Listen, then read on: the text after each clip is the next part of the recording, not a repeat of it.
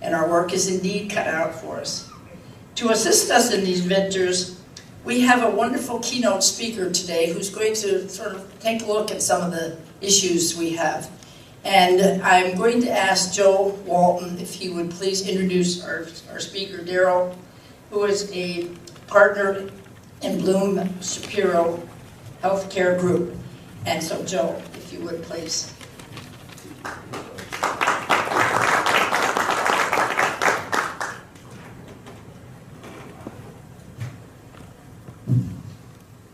On behalf of NACPR's leadership, it's an honor to introduce today's keynote speaker, Darrell Pataska, who will share with us his views on trends in senior housing industry.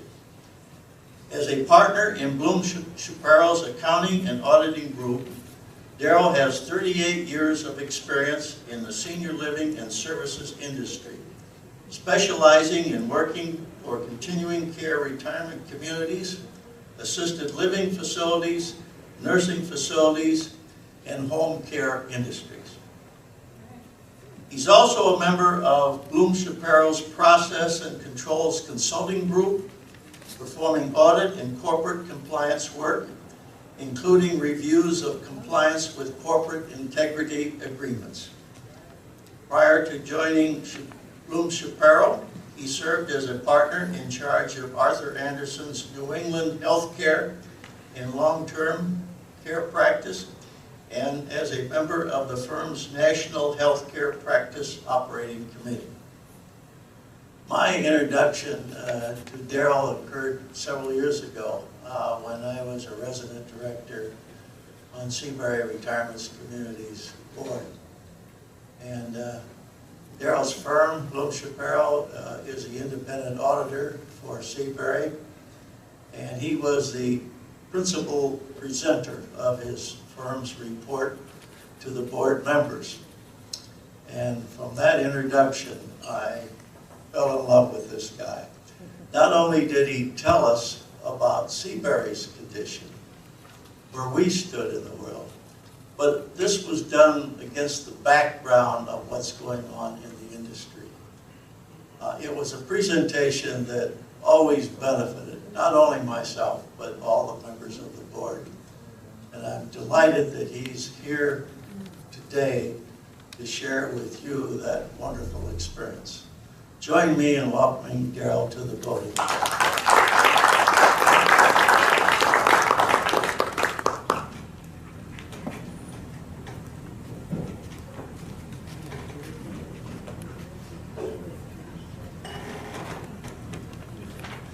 Okay, can everyone see that?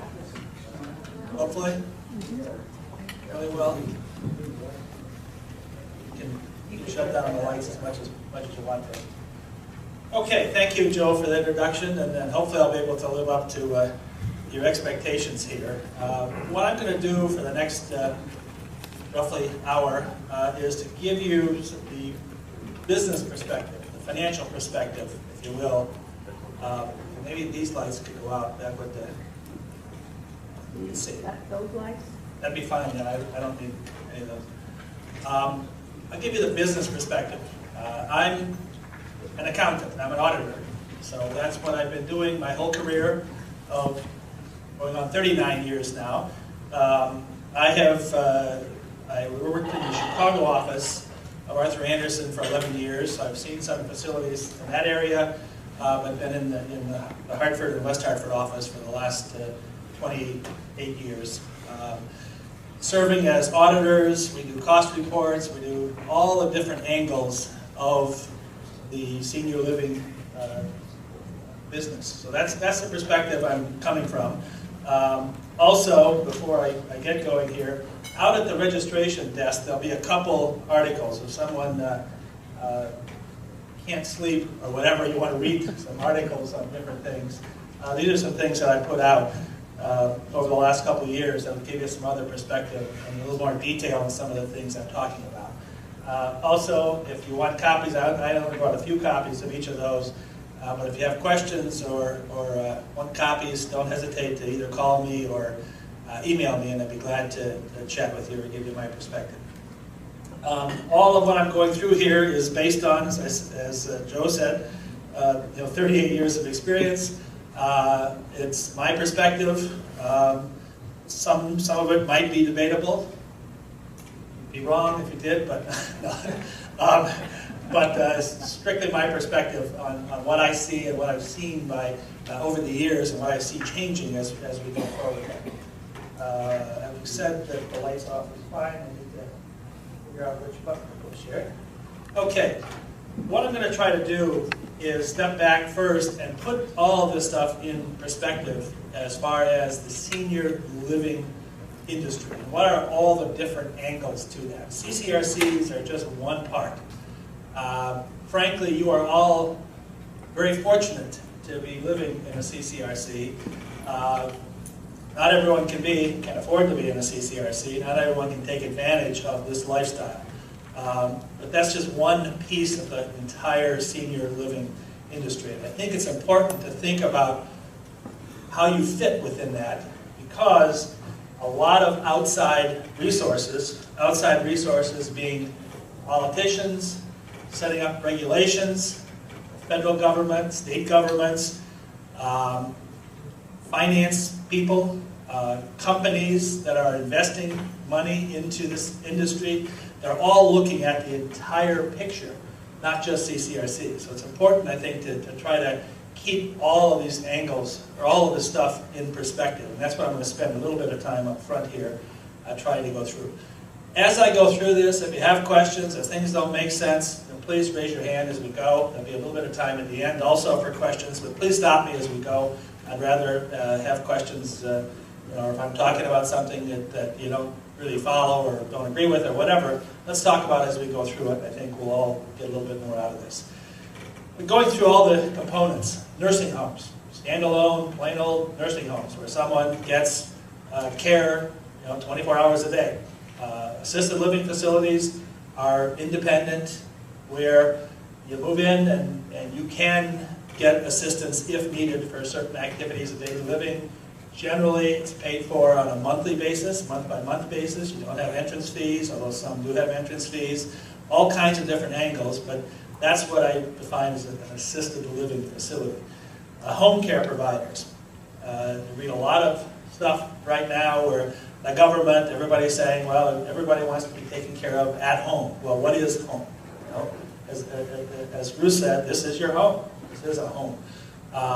And so home care, people are out in their own community and don't want to move from where they maybe have lived for many, many years or decades or whatever. They can get more and more different types of services. The problem, the government, or here in Connecticut, they're pushing over the last 5 years, saying we want to take care of more people at home, and then they kept the cost of what they're paying for that. It doesn't all sort of add up when you look at all this stuff and look at the overall business side. The continuing care retirement communities, you're all aware of, that's what you're part of. Rehab facilities. What's the difference between a rehab facility and a nursing home? A little bit flip, but it's marketing to a large extent. Nursing homes provide a lot of rehab services. Some facilities specifically market themselves as rehab facilities. We have a large chain in the Connecticut area, Apple Rehab. Probably, I don't know, 5, 6, maybe 10 years ago, all of a sudden they changed all the signs and called it Apple Rehab of whatever community. I'm not sure they changed anything else as to what services they were providing or anything like that. It's a little bit more marketing of what was going on. Adult daycare has been around for a long time, gets different focus sometimes, but it is part of the senior living type thing. Chronic disease hospitals, many people probably haven't heard about them. In Connecticut, there's a couple specific things, different states around the country. These are regulated and they're set up to really drive a certain type of reimbursement. So Sonicare has a chronic disease hospital, has some beds and certain things like that, and there's one other one in Connecticut. Hospice care providers, the whole area of hospice has been around for a long time. Again, it's marketing as to some places. Here locally for the last probably year, we've been inundated by radio ads of national hospice care providers, so trying to move into the area and provide different types of care. And then there are other types of specialty providers, but the point is there's a whole lot of different angles, if you will, to senior living. And again, when people are investing or looking to build, or regulators or politicians are looking to put money into stuff or to support stuff, they're looking at all of these different angles. So you need to sort of keep these in perspective. Who owns the stuff? Who owns senior living ownership? It's all over the map. Not-for-profit entities. Some are faith-based, some are not-for-profit for other reasons that also get challenged from time to time. And for-profit ownership. What does that mean? You got somebody out there trying to make money and paying income tax and stuff. Large public companies, for-profits are out there. National companies. And you also are starting to get more and more healthcare system ownership. That's probably one of the big implications of Obamacare, if you will, as you get more and more systems are looking to pull in more and more senior living type aspects, more and more hospital systems, large, usually mainly hospitals, looking to get into the senior care. You can step back and say, well, 15 years ago, back up, nursing homes and senior living facilities other than acute care hospitals are providing a lot of the services that 15 years ago people would be in the hospital for. So pushed it down. And now that's what they're looking at, and facilities and systems looking at and saying, well, Medicare is going to pay less. How do we arrange for all that stuff? So you've got hospitals of all different sizes looking to acquire or to have other relationships with nursing homes, with CCRCs, with all kinds of other providers, home care, the whole continuum, if you will. Who pays for the services? And you step back from it, it's senior living. It's in the simplest respect, you can step back from all of this stuff and say, okay, I'm taking care of myself. I could stay in my home that I've been in for 50 years and take care of everything myself, or I can go into some sort of facility where I can share lifestyle, all kinds of other different things. And in some cases, the federal government might pay for it through Medicare, maybe Medicare payments. State government through Medicaid may or may not pay.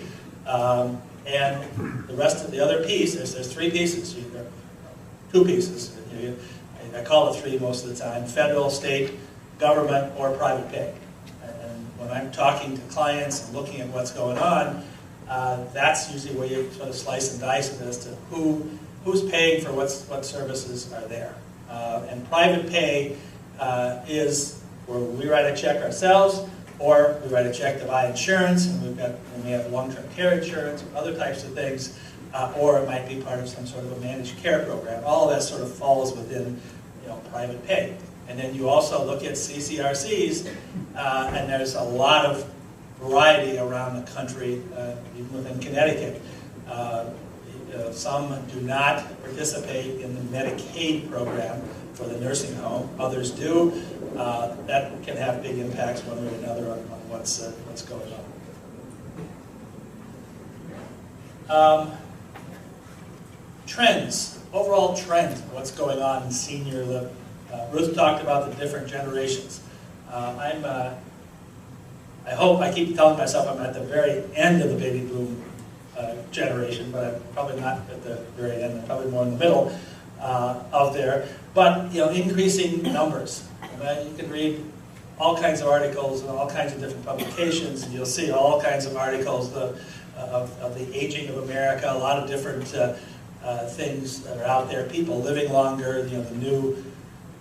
This morning I heard the new 40 was, or 30 is the, or 40 is the new 30, something like that. I'm more of the, 60 is the new 40, in that range. But it keeps, but the bottom line is we're all living longer. There's all kinds of reasons for that, all kinds of technology, that sort of thing. And you can look at different studies, frankly, when you talk about CCRCs, and you look at people in CCRCs live generally much longer than the general population. And why is that? It's lifestyle, it's exercise, it's keeping mentally healthy, it's all the different reasons, for that. But most of the CCRCs, and I bet you all, if you knew specifics, you have a lot of people that are over 100. 10 years ago, that wasn't the case. Now you can go through most of them where you have a lot of people that have hit 100 or are well north of that even. And in many cases, still living very independently with that. Delivery system pressures is a big trend. What does that mean? There's your Obamacare.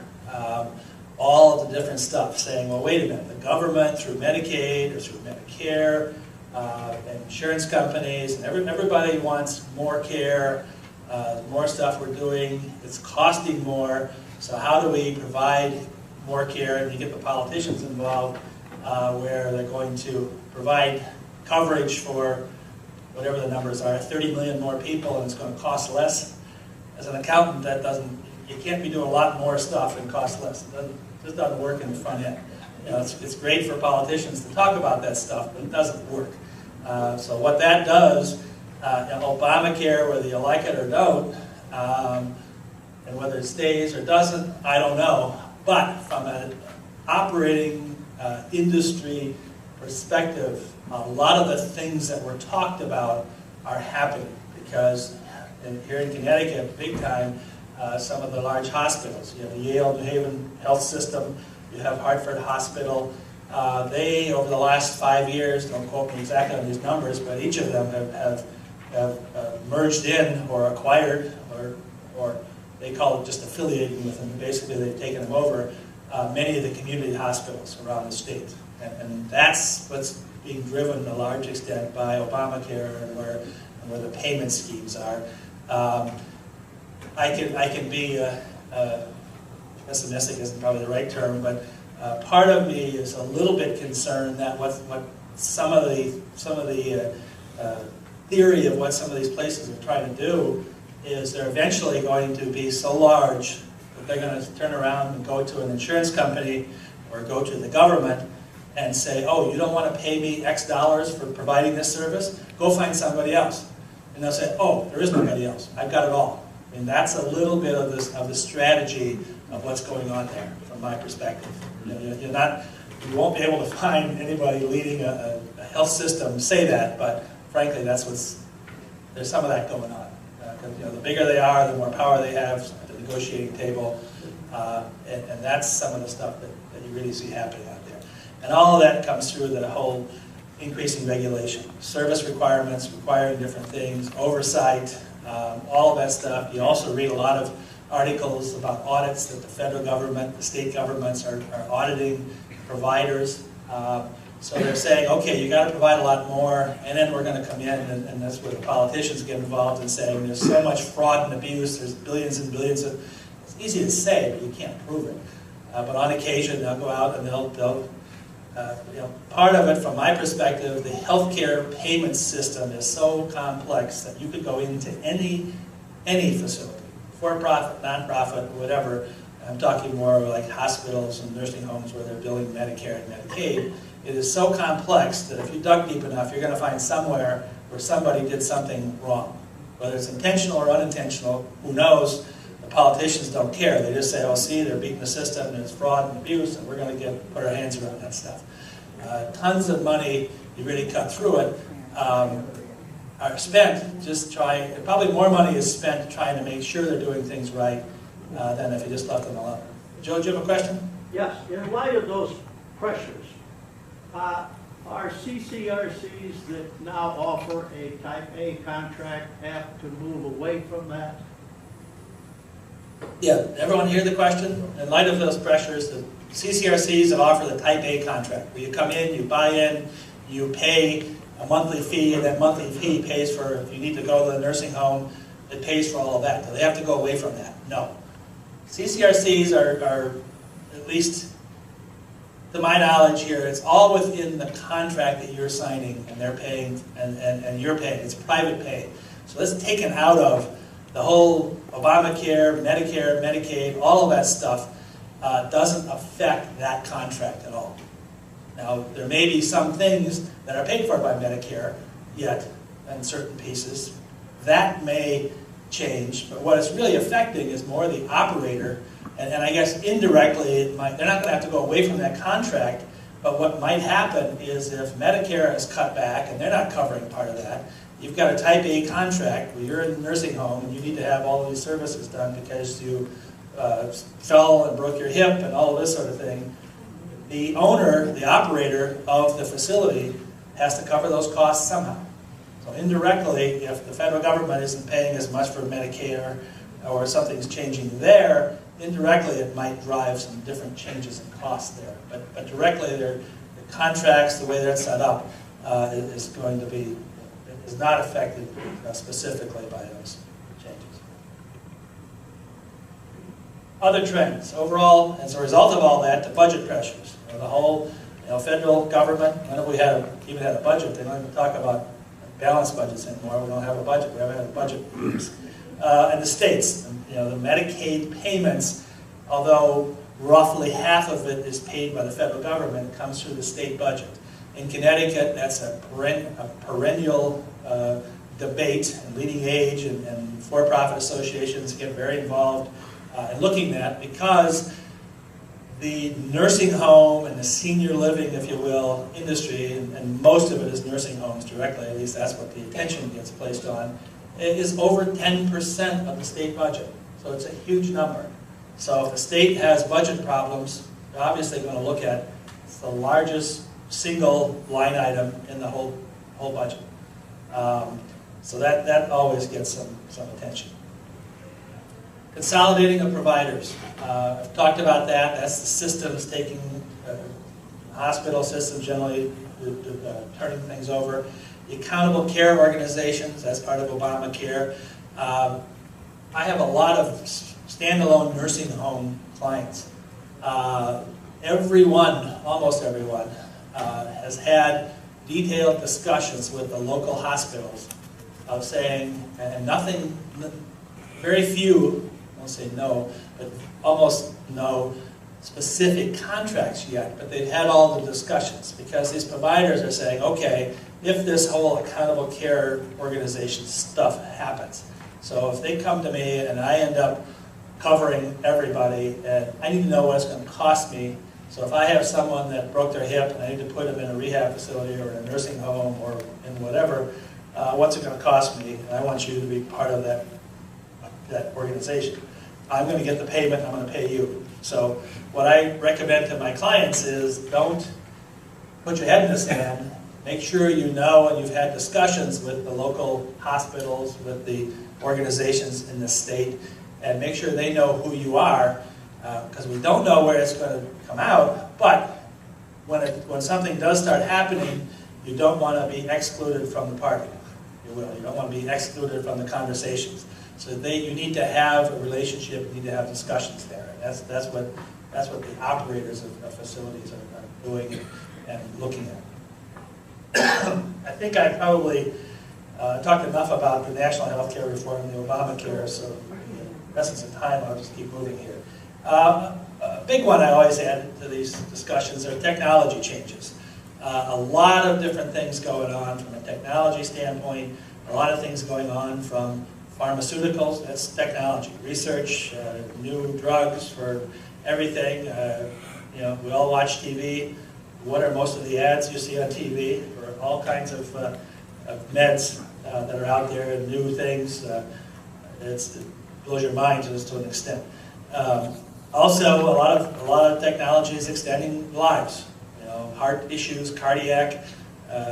25 years ago, if you had a heart attack, it was pretty serious. Now it's still serious, but to some extent, as long as you're somewhere near a facility, it's not much more serious than a cold to some extent, because there's just so much stuff that can be done so quick, and really not only extending lives, but keeping the quality of life the same. That's all technology. Electronic medical records is a huge issue, huge thing as part of Obamacare, if you will, and we all can say, gee, it'd be great that we can walk into any doctor's office, or we can walk into any hospital or a nursing home or anywhere else and carry a little key card with us and hand it to them, and that has all of our medical information on it. You know, in theory, that makes a lot of sense. It eliminates a lot of excess testing and all of that sort of thing. The big problem is there's something called HIPAA, which is the Health Insurance Portability. Anyhow, it's the Privacy Act, which says you can't share stuff. So if you go in, I had 15 years ago gallbladder surgery. It was outpatient, but I was in the recovery room. My wife's there, and she's reading through my file, and the nurse comes in and says, "You can't be reading that. You're violating his rights."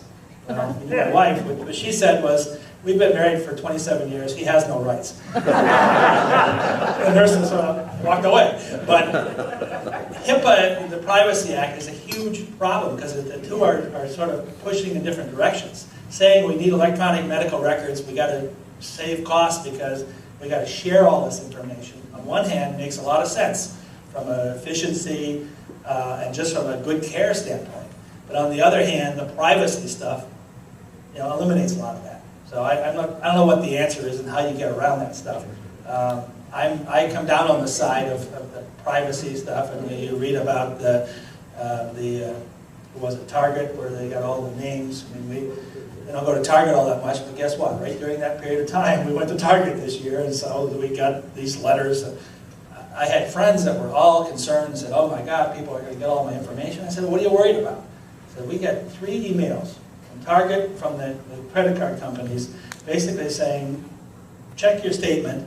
If you see anything that's wrong, call us. You're not accountable for any of this stuff. Don't worry about it." But you can argue, both sides of this thing, whether it's a big deal or not, and it does sort of contradict each other. Increased focus on wellness. Does Stone Ridge have a swimming pool and wellness center? Most places do. If they don't, they've added them in the last 10 years. That's a big deal. That's a very big deal. Getting up, exercising, all kinds of studies, all of this stuff, that keeps us going every day. Sure, most everybody, I feel this way a lot. This morning I didn't want to get my rear out of bed and go on the treadmill, but once I get there and get done, then I feel much better about it. And it's so easy to roll over and say, "Oh, I'm not going to do anything." Eventually it catches up to you. So the wellness piece is a big deal. And finally, just 2 trends from a financing standpoint. Overall interest rates have been the lowest they have ever been for a long, long time. And a lot of facilities have refinanced and locked in sort of long-term at low interest rates. That cuts 2 ways. When you're out there investing, you're also not getting much return on your money from that standpoint either. And the overall financing availability, if you look at healthcare, senior living, a lot of places, people talk to me and say, "Well, you were in this business, or what should I invest in?" I said, "Don't follow me. I hire somebody to do my investing and stuff like that." But basically, you got to spread it around. But healthcare, senior living, places look at this stuff and say, "Where's the need?" If you look at it from a business standpoint, there's a lot of need. So somebody's going to figure out how to do it and how to, quote, make money doing it so they can pay a return to investors. And to some extent, you look at all that stuff, that's what's going on there. So financing availability and the money looking to go into stuff is very large. And people talk about, well, nobody's going to invest in this industry. Frankly, there's so much money out there looking for places to invest. So much money from the standpoint of pension plans, 401k money, China. People say, well, what happens if China stops investing in the U.S.? A little bit flip, but I usually say, well, okay, where else are they going to go? They're not going to totally pull out of investing in the U.S. because there's nowhere else to put money. So the financing availability is still there and still very high. There's a lot of different angles to it, but it's still out there. Impacts of the economy, spending down, a lot of these things you all are totally aware of. It sort of cuts both ways. People running a business, on one hand, their increases.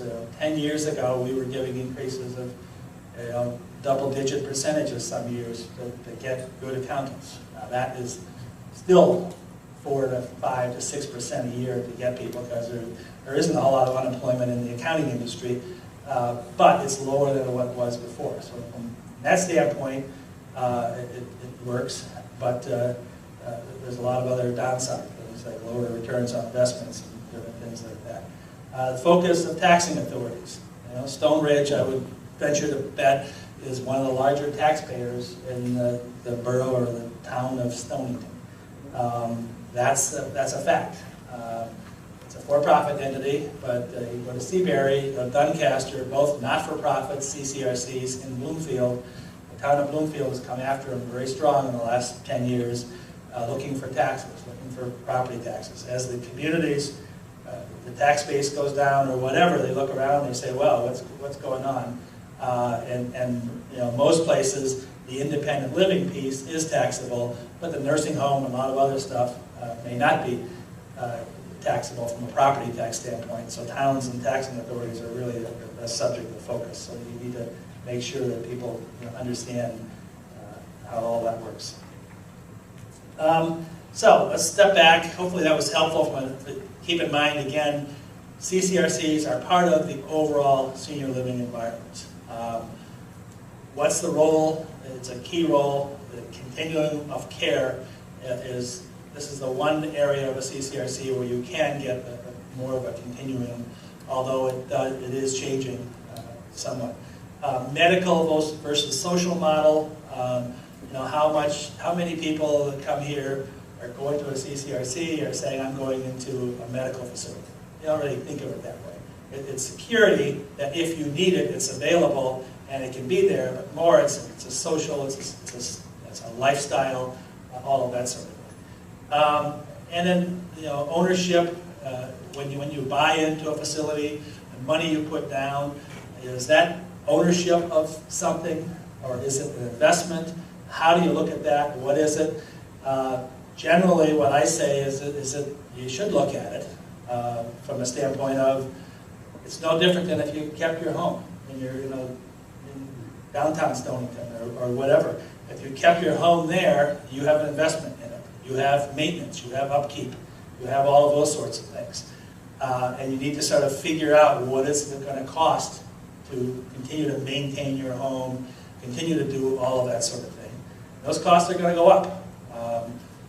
And sometimes they're going to go up out of your control. Or you have an option of moving into something like a Stone Ridge, where you can come in and all of those things are taken care of for you. But the money's going to come from somewhere. You're still going to be paying for them generally. You hope that what happens is, because it's a larger organization, they can contract a little bit better and get better prices and some of that sort of thing. But a key part is you don't have the hassle of having to worry about any of that sort of thing. So that's a big piece of what you're looking at here. But again, you got to go back to it. And I know there's been articles and all kinds of stuff about refundable entrance fees and all of that sort of thing. And is it available or not? Are you guaranteed to get that money back? The answer is yes, under a contract, but you can't get blood out of a stone if there's nothing there, type thing. And I'll get into that a little bit more. Yes, sir. Could you comment, when the marketing people are selling entrance fees, they often talk about a buy-in. Could you talk about what kind of ownership the entrance fee provides you and how that compares with your ownership in your home that you're giving up? Yep. Yeah, let me just cover that very generally right now, and I'm going to go into some numbers here a little bit later, which will also address some of that stuff. But what you should look at, and need to look at, is just what is the contract, and what are you getting for your entrance fee and your monthly fee, and what are you doing there? And in its simplest aspect, you should cut through that and say, well, that's no different than what I had, the equity in my home. I own my home, now I own a contract at the CCRC. My home wasn't guaranteed to be, the value of that wasn't guaranteed. Depending on my neighborhood, neighbors, everything, if the neighborhood went downhill, all that kind of stuff, I may very well lose money there. I have a similar risk on the CCRC. I put money down, and I'm supposed to get a refund, or my estate or whatever is supposed to get a refund of X% of that, that's not guaranteed. Well, it's not guaranteed if you're in your home either, to that extent. So I generally look at it as it's very much the same. You should look at it. And the other part, and the cost of fertilizing the lawn, mowing the lawn, maintaining the outbuildings, you have all that stuff with a home. It's no different, except here you're coming in and you're sharing all that more as a community. And overall, it's basically that the costs are going to be, the things that need to get done are the same. The costs may vary in there. And that's the part that's a little bit tricky to get to, is what are those real costs? How much are they going to increase, and all of that sort of thing. Again, I will go into a little bit more of just the whole structure here in a few minutes. Very briefly, and hopefully none of you say, oh gee, I didn't know this is what I signed up for, but when you go into a CCRC, there are, for lack of better terms, I'm calling it the resident responsibilities, that's you, and the owner or sponsor responsibility. What are your responsibilities? You sign a contract when you come in, and that's what you get. You sign a contract. You pay an entrance fee. That entrance fee, depending on the type of contract, has a portion of it that's refundable and a portion of it that's non-refundable. And that can vary all over the map. And you pay a monthly service fee. And also, just to be able to move in, you need to meet certain financial thresholds. There's net worth thresholds, available assets that you have, monthly income that's coming in. Facilities try to make sure that someone moving in here can afford to be here, and it's not, you're not going to have turnover. Many not-for-profit organizations have different types of funds that might be set up to help people should they outlive their assets, to pay for their monthly fees, things like that. But that's generally the responsibilities of the resident. So then you have the sponsor responsibilities. What are they? A sponsor, again, can be a for-profit, big corporate, national, public company, or individuals, or anything in between, or not-for-profit organizations that may be faith-based or other.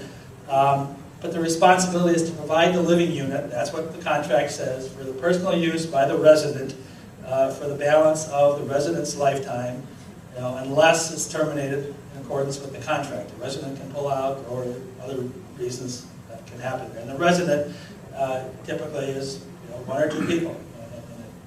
In contracts, you need to make sure you know what those contracts say. And then they provide various services: meals, medical facilities, utilities, use of the common facilities, all these other things that you're getting and you have. That's a responsibility of the sponsor. The last one here has a question mark at the end of it, which is a bit controversial nowadays, and that's sharing of information. The sponsors, and depending on the state and depending on the type of regulation, how much information do they share with the residents can be a big deal. In Connecticut, the Department of Social Services oversees, and every facility has to file what's called a disclosure statement, which has a lot of specific requirements, including audited financial statements, copies of the contract, the resident rates, all that kind of stuff has to be filed with the state. And once it's filed with the state, it's public information. It's a little difficult to get to it. You can't go on your computer and pull it up. You have to go to Hartford and go to the Department of Social Services office and ask for it. But then they'll show you all the stuff. Then they charge you, 50 cents a page if you want to copy something, and things like that. But you can get to it.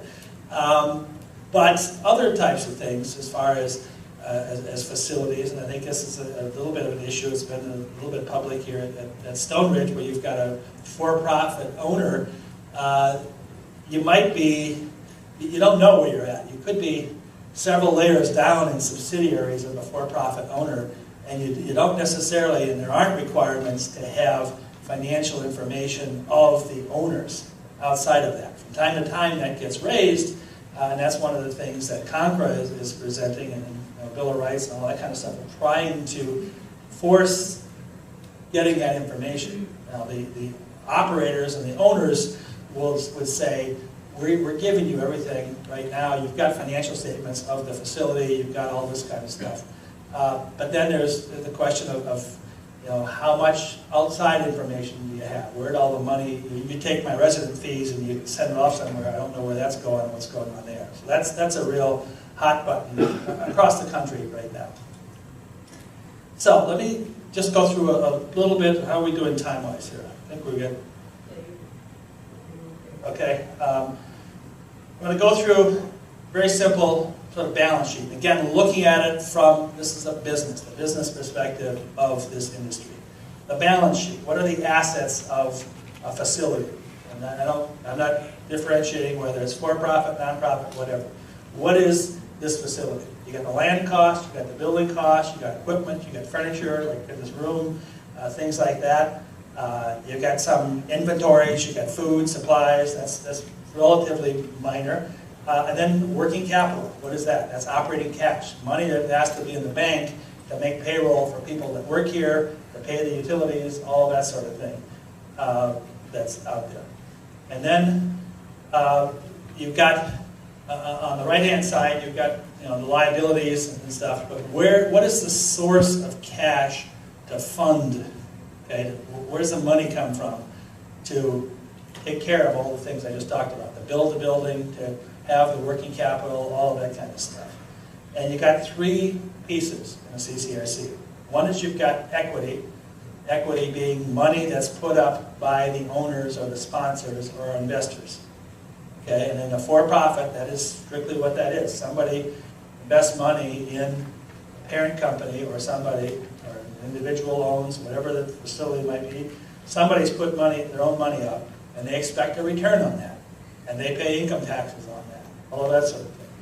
A not-for-profit entity might be an entity that has gotten a lot of money from contributions and through philanthropy over the years, and they may be saying, okay, we've got an endowment of X millions of dollars, and we're going to take a piece of that and we're going to put seed money into building a facility. That's typically the way most not-for-profit entities have set up. So you have equity called fund balance or net assets, if you will. They may be restricted, unrestricted, depending on where the money came from. That's money that's put in there by the investment, if you will, the equity piece. Then they go out and they finance a piece of it. They finance a piece of it by issuing debt. If it's not-for-profit, they may be able to issue, most of them are able to issue tax-exempt debt, which means you get it at a lower interest rate, so the owners of that debt don't have to pay income taxes on it. And that's done through some sort of a state financing authority, typically. But you also have a lot of facilities that have debt through banks or taxable bonds or other such things that are out there. But then the big piece, and usually the majority piece, the largest piece of all of the funds are the entrance fees. The entrance fees are paid by all of you moving in. You pay X hundreds of thousands of dollars for your unit, and that's used to pay for the building the building. That's the source of the income that's there. To some extent, you can look at your entrance fees and you say, well, what about the refundable piece? I'm not going to get, how do I know that money is going to be there? To some extent, it's analogous to putting money into a bank. You put your money, if you just put your money into the bank doesn't hold your money there. They take it and they make mortgages or whatever, make loans on it. They're not holding it, but you're pretty safe that you're going to get your money back. You've got the FDIC and other things out there. But the constant turn of money, to some extent, it's a bit more complex than this, obviously, and the dollars are usually bigger. But it's like analogous to putting your money into a bank. It gets put in there, but then it gets used to finance the facility, if you will. Yes, sir. I've got two questions that are related. Yep. Are the entrance fees at-risk capital subject to being junior to the debt? And secondly, if a facility, what from an accounting perspective does it mean when a facility has a negative net asset position? Okay. Everyone hear those questions? The first one are the entrance fees junior as far as to the other debt of the organization? Most of the time, yes, but there are states and there are different regulations from time to time that might negate that, or it may have entrance fees equal to, and it all depends on the type of debt and the type of stuff you have there. In Connecticut, some of the tax-exempt financing through CDA, CHIFA, the state financing authorities, some of that is on par, if you will, with the entrance fees. So it's not strictly one way or another. It depends on your unit. So you need to understand your community that you're buying into, what is it, how is it set up, and what is the contract. And that's the key of all of this stuff, is knowing what you're getting into. And sometimes it's a little bit difficult, especially if you're dealing, I don't want to pick on the for-profits, but those are the situations where it might be more difficult to get the information. But I would also argue, if you're not getting the information, should be a big part of your decision-making up front. It's the same, and again, you can go back, and to some extent, you can say it's just like buying a house somewhere. If I go buy a house, I bought a house, and I moved from Avon to Old Saybrook 5 years ago. One of the things I looked at, is what are the tax rates been? What is the movement been? How's the town of Old Saybrook run? But it's the same type of thing. That doesn't guarantee you that all of a sudden they're not going to put up a new fire station, a new police station, and the taxes aren't going to go way up. You can't be certain, but you need to ask all those questions and be as certain as possible. And your second question was? From an accounting perspective, Yep. What is the significance of a facility with a negative net asset position? Okay, let me get to that as I go through some more numbers here. Okay? Remind me if I miss it. Yes, sir. I was wondering, could you comment on the situations where the CCRC goes bankrupt? And the other thing is the requirement that some of these places have, that you don't get your money back until they've been able to resell your unit. Yep. Let me also cover that as I go through some of the numbers here. I'll get through a lot of those different pieces, okay? Because I know that those are the hot buttons that we're going to get to here. So and I don't know if you can see all that, but there's a balance sheet of an organization. It's a little bit simplified, but pretty much everything is there. You got cash. That's working capital up at the top. You've got receivables. Some minimal amounts. People are paying monthly. The independent living monthly service fees are usually not a receivable issue. But if you're getting some Medicare or Medicaid monies, that can be an issue. And then you've got the biggest part of your balance sheet, again, is the facility, building the facility. Property and equipment, and some other assets that might be in there. So you got a $75 million facility. And on the other side, you've got some payables, and you've got some accrued expenses, payroll, that sort of thing, that's in there. And then you've got debt. See here, you've got $30 million of debt, unearned entrance fees. That's the entrance fees that everybody pays. That's sitting over there as a way of, as part of the capitalization, if you will, where the money came from. And you see here, in this case, I put in $36 million, so you got just under half of the entire facility that is financed, if you will, through entrance fees. Again, that's the largest because the debt is $30 million, unearned entrance fees at 36. That's somewhat typical. The debt might be a little high there, and entrance fees might be low, but they vary all over the map. And the other piece is the equity, and that's a piece that really varies a lot. Some places don't put a whole lot of equity in. There's no requirement how much equity gets put in there. They can go out and finance it all, that works. But that increases the risk, if you will, of overall. That equity piece, and you left the room right now, but the equity piece in many facilities is negative.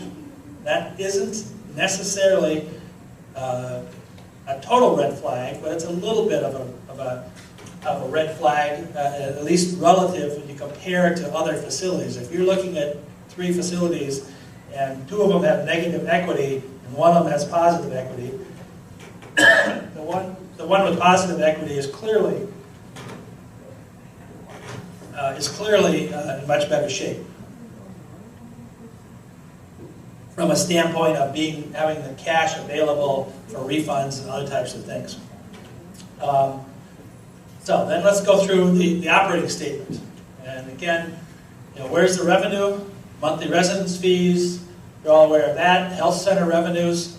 And this gets a little tricky. Some places, if you've got a lot of type A, the types of contracts, if you've got a lot of type A contracts where somebody's in the nursing home and they still have a contract, which line it goes into depends. And sometimes it goes into the monthly service fees, sometimes it goes into the health center revenues, sometimes it goes into two different places. And then you've got amortization of entrance fees. This is the piece of the entrance fee that the facilities show us, not cash, but they took the money up front and they amortize it so they don't have to repay it back down the road. Those are all the revenue pieces that are out there. And then you've got all your expenses. What are you doing? You get your medical and other resident care expenses that are out there. General and administrative costs are usually a fairly high number, but you want to know what's in there. Is that paying the chief executive of the organization $1 million a year, or is that paying them a reasonable rate? And there's a lot of other things that might be in there. Is that those typically are things like overall insurance for the organization, insurance on the building and that sort of thing that may get in there. So just because general administrative is high isn't necessarily a real negative, but you need to know what's in there. And then you've got the dietary, housekeeping, all of those pieces, repairs and maintenance, keeping the facility looking the way it is, are out there, and then interest costs, and then depreciation is just writing off the thing. And then you come down to some sort of your operating income or loss, and then whether it's a taxable or a tax-exempt organization, you may have income taxes, you may have investment income, you may have contributions or other philanthropic revenue, other types of things that are in there. But these are all the different pieces that are in here. It doesn't matter whether it's a for-profit, not-for-profit entity, you're going to get all of these expenses, and just down the bottom is where you have some differences that might be in there. And then you come out with a net income or loss. Now, some people, if they're not totally informed, may think, well, if it's a not-for-profit entity, it shouldn't have net income. No, that's not the case. If a not-for-profit entity, you still should have net income. They don't call it net income. They call it revenues in excess of expenses. You still need to create income, if you will, to be able to plow back into the organization and be able to continue to reinvest and all of that sort of thing. Unfortunately, over the years, I have had some, at a CCRC, 3030 Park in Connecticut, was a client of mine 25 years ago. 3030 Park went into bankruptcy and got split up, and but that was because they didn't have an income in there. In cash flows. These are all the statements, are all available, should be available, and I would suggest if anybody's looking at a facility, you should. If you can't get this information, that's a big red flag. Places ought to be providing this information to you up front. In Connecticut, they have to, part of the disclosure statements, all that sort of thing. It does not have to be audited, but most of them are audited. But you got cash flows from the operations. What does that mean? Just the day-to-day, what's going on. You got cash flows from investments, from or to. Many times that's to, where you're adding to the facility, you're putting investments back into the building, you're renovating the health center, you're renovating the wellness center, you're doing whatever. That's money put back into the facility. And then you got cash flows from financing, debt repayment, payments to vendors, to investors, that sort of thing. Where's the cash actually coming from? So the other part, so to step back here, now I'll get into what happens if you have negative equity or negative equity in an entity. That is not totally in and of itself a big issue, but if you're looking and trying to compare, you want a place that has equity in there. The key to facilities such as this are occupancy and being able to continue to provide the services and continue to upkeep the facility in the condition it is when people are looking to move in here.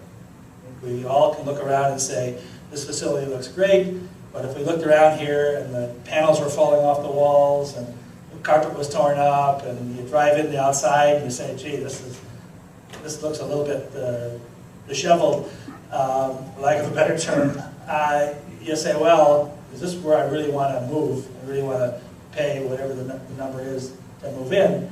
That's a big problem. Now, where is the money coming from and how much money is being put back into a facility to maintain it and to keep it up is a big deal. Sure. And When you say, though, that negative, you call it negative equity, but Yep. I think typically for the not-for-profit, they call it a negative net asset position, Yep. that in and of itself isn't significant. From an accounting perspective, does that imply impairment? In other words, if that's not significant, then is there any significance to accounting at all? Or is it not meaningful? And does it mean that future residents will have to subsidize the past residents? Short answer is it means for the most part, the latter. And from an accounting standpoint, you can have negative equity, negative net assets, whatever you want to call it. The other big piece here is you have something called the future service obligation at the bottom. Future service obligation is an actuarial calculation. It's an accounting calculation, financial calculation, with the input from actuaries. What that means is you look at every contract that's sold that the facility has. And you look at the age of every person in there. And this is where the actuaries get involved. And we all have a tag on us saying, when's our expected end of life. So they look at everybody and they say, okay, here's, and the contract back here, what that contract says, the responsibility of the owner is to provide the care, provide food, meals, whatever the contracts say. So you take those contracts, match them up with the people, and you actuarially say, okay, I got to provide for the next 12 years for a roof. And this is what it's going to cost from an entity standpoint, looking at your current cost, and they estimate, and you estimate 3% increase, whatever the number might be, and you say, okay, on the other side, to offset that, I have several things. One is I have the entrance fee that Ruth paid, moving in here, sorry to pick on you, and I have the monthly service fee that Ruth is paying, and I'm going to be able to increase that 3%. So you have the cash inflows, if you will, and you have the cash outflows to provide that service over that period of time. And you add that up for all 300 people that are in Stone Ridge. And if that number is negative, on the balance sheet is a liability called future service obligation. And what that means in accounting parlance is that your rates that you charge to move in and your monthly rates aren't working right now. So they're going to have to increase. So future residents, or the current residents in the future, there's two pieces, current residents in the future and future residents are going to have to pay more to make all that stuff work. That's the hard, cold facts of how it all works. So if you have a facility that has a future service obligation, that to a large extent is a red flag. And the accountants look at that and say that's somewhat of an issue. But you also have to look at, okay, you also have the theory of going concern, and that the entity is going to be around and you're going to continue to do all this stuff. And you could have a negative net assets or negative equity. As long as you can finance it and you have people moving in, it all can work just fine. But again, that's also, you go back to houses, your house in the community, that sort of thing. You're not. What are you getting for that? You can make a little bit of an analogy there. It's not as easy as this, but that's the key again piece. The future service obligation is a key piece. There are a lot of facilities, especially in the startup years, or if they've added facilities, added units. The startup years, again, you build this whole place. In the first many years, until you get up to a certain percentage, your depreciation, part of the cost is to maintain the facility, depreciate the facility, all that sort of thing. And if you're only 50% occupied, the first years you clearly have a future service obligation. So you need to, if you see one, that's not immediately saying, don't touch the place. You gotta understand why and what the plans are and all of that kind of stuff. And so you talk with marketing people.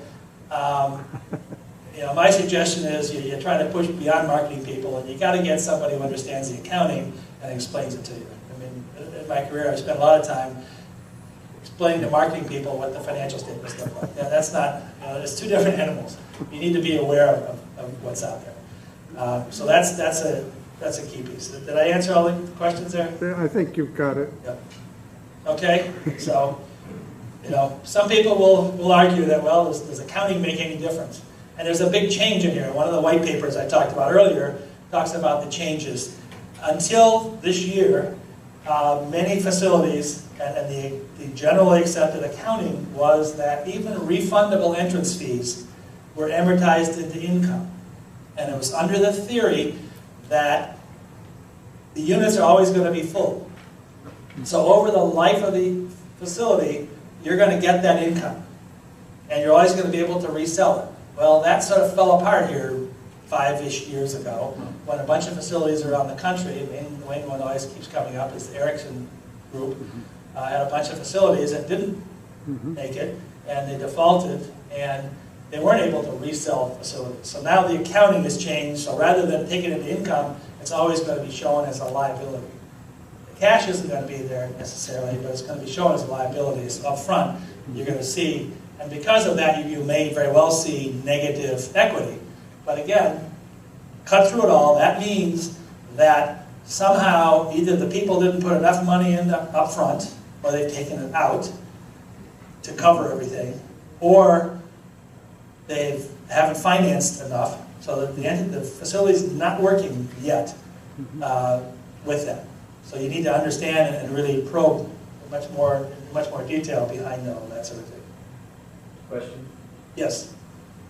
Tell us the benefit of a resident meeting with marketing and wanting to know what's going on, and the marketing person is sort of fuzzy. Can a prospective resident request from the IRS a copy of the Form 990 if it's a not-for-profit, and is there a comparable way to get information from the IRS on a for-profit? Okay, everyone hear that question? Meeting with marketing people are being fuzzy, probably not intentionally, but many times, sometimes intentionally, you don't know. Usually because they don't have a clue about this accounting stuff. If it's a not-for-profit, you can go on to something called GuideStar. Any of us today could go on www.guidestar.com or .org probably, and you can look up facilities and you can get the 990. It's out there. For-profits, there's nothing there. But I would go back and say you should push. If you're meeting with marketing people and they're trying to sell you a $500,000 unit, you should tell them, I'm not moving in here until you give me financial statements. I don't even want to talk to you anymore. They understand that. They understand I'm walking out the door. Okay, so you gotta really push there on that to get information that's in there.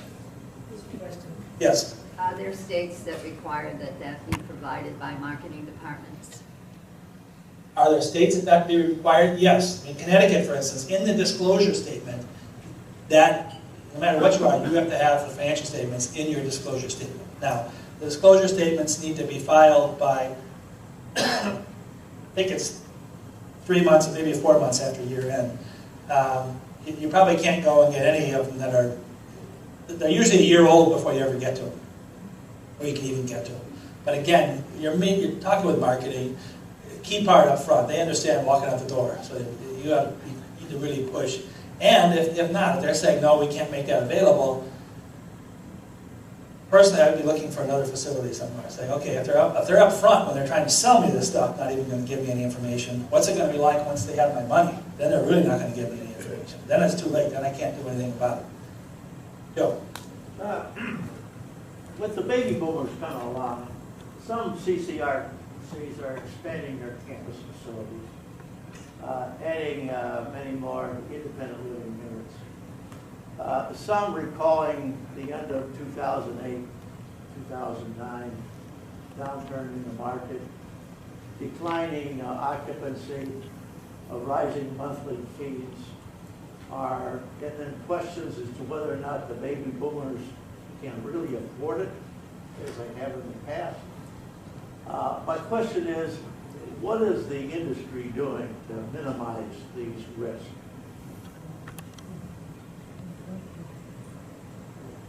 Not much.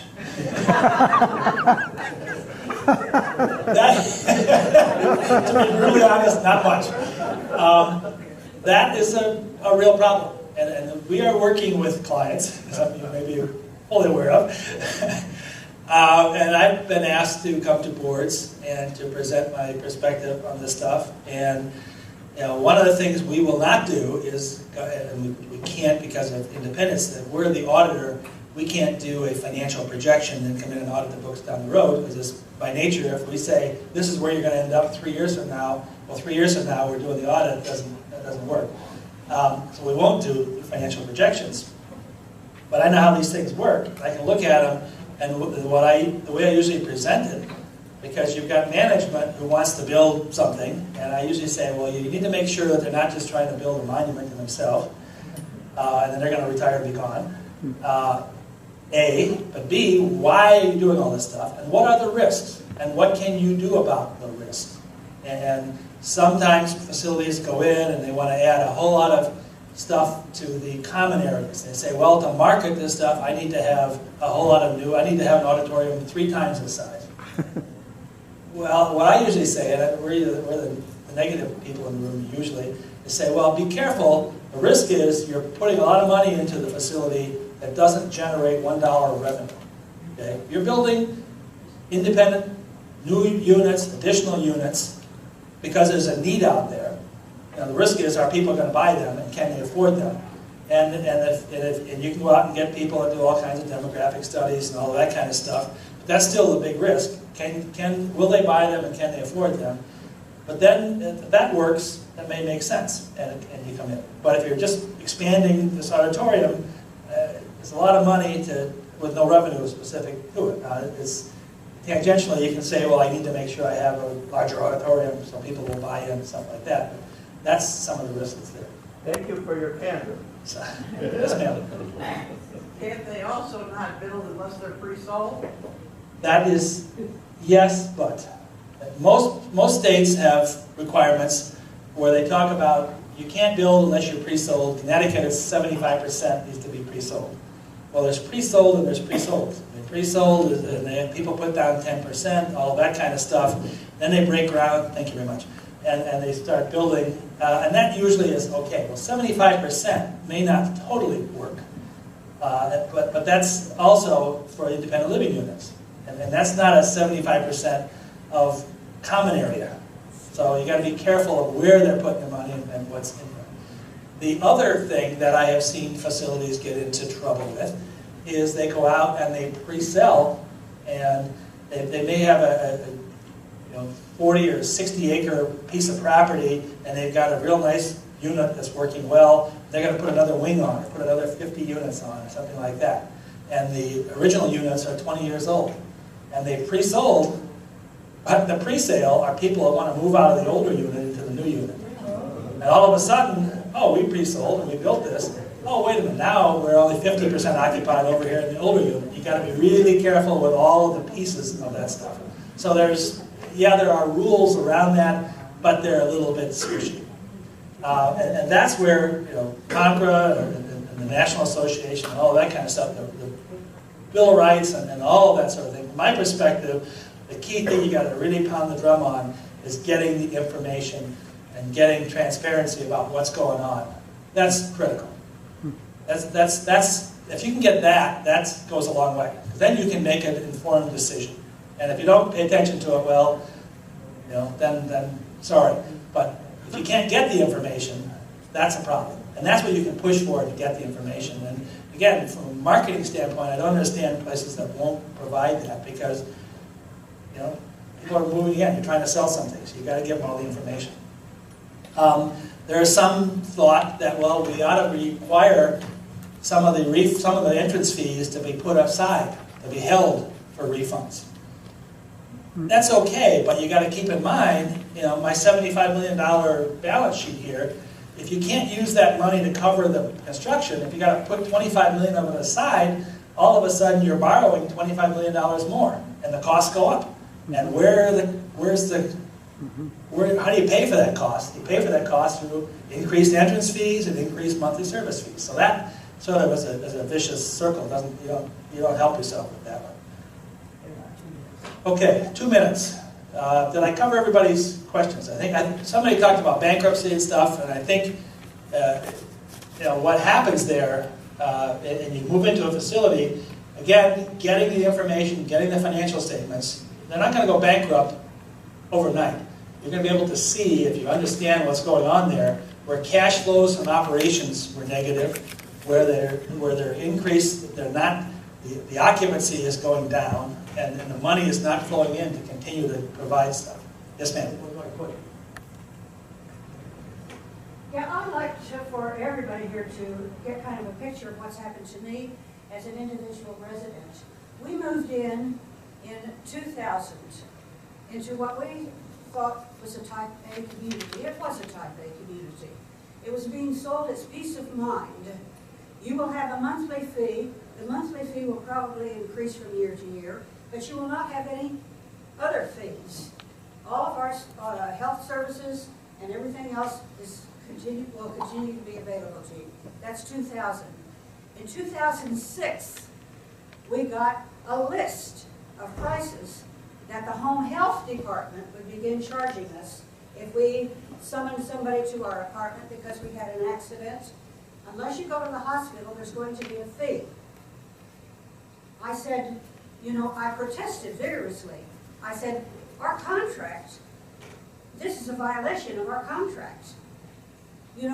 6 months later, I found out that a phrase had been dropped from the contract.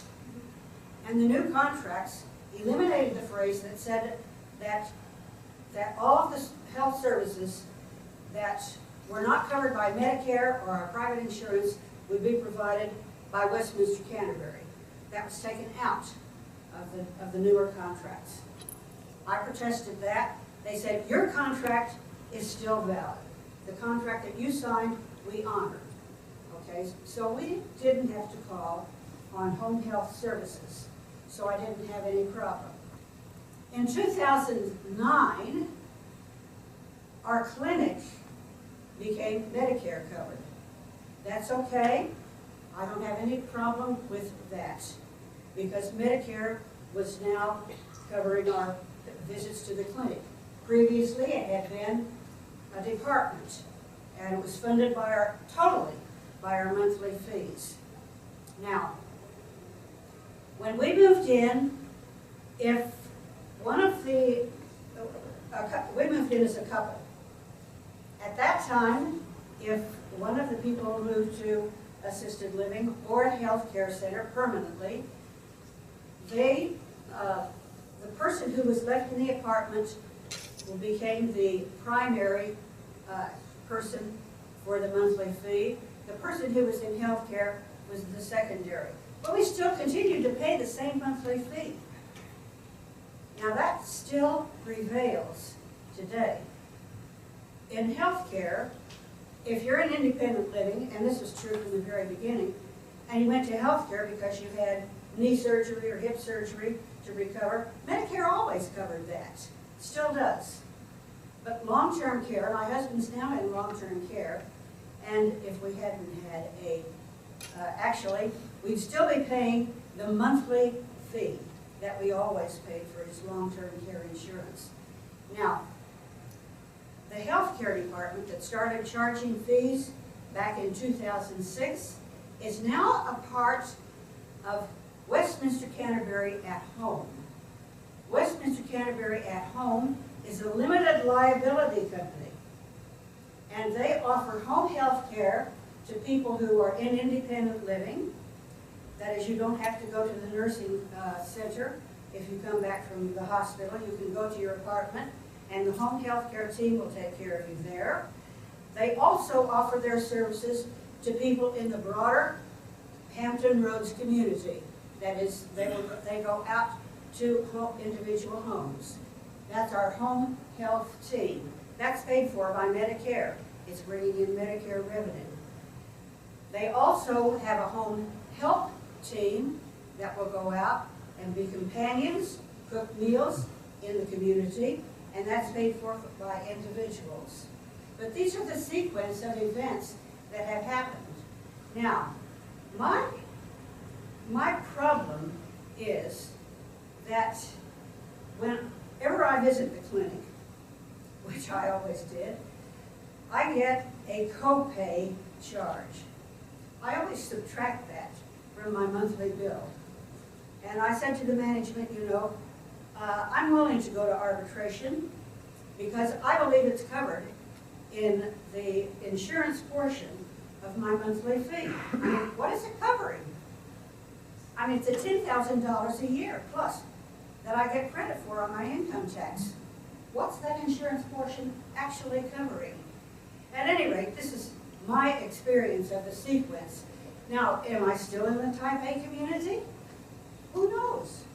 It feels more like a type B community now. People are accustomed to Is that your paying question? fees. Is that your question? Am I still covered under type A? If that's, yes. You want to comment on that, Darrell? Well, I think the whole scenario she went through, unfortunately, is happening more and more often. And it goes back to, all I can really say is it's key, critical to know what's in the contract, and keep pointing it out up front, and in fact, you push back from it. But also, that's a risk of facilities moving in. It's a bigger risk, frankly, for a for-profit facility than a not-for-profit, generally. And it's a generalization a little bit because of different ownership. Ownership can change. If I'm building a facility like this, and I'm in it, and all of a sudden, we've had this happen in Connecticut, and all of a sudden, I turn around and I sell it to somebody else because I want to take my cash and go do something else with it. Contract holders may or may not have any kind of say or any risk over that. But again, it's what's in the contract and how tight are those contracts and what happens there. And that's just critical of trying to understand that. And can you be 100% certain that nothing's going to change? No, unfortunately. That's life. But that's critical there, of what's in the contracts. And that's what we see an increasing number of, frankly, lawsuits and things around the country for it. But I think from a simplest standpoint, the key that this organization can do is keep pounding the drum on it and keep trying to make sure that you're provided and required, and owners are required to give you the information that you need to be able to make the decisions.